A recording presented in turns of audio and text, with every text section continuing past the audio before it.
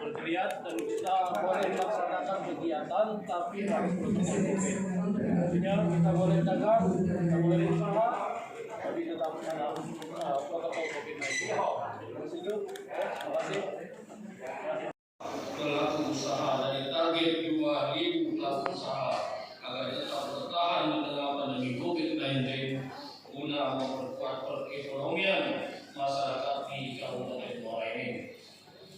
Setiap pelaku usaha menerima bantuan sebesar Rp1 juta dari hasil refocusing APBD tahun anggaran 2020.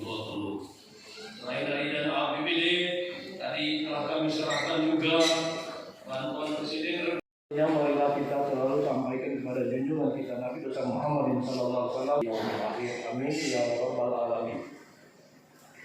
Bapak Ibu hadirin yang berbahagia, semua negara mengalami keterpurukan termasuk kita Indonesia. Hal ini turut menimbulkan dampak ekonomi, sosial dan kesejahteraan masyarakat, tak terkecuali pelaku usaha di Kabupaten Muara Enim.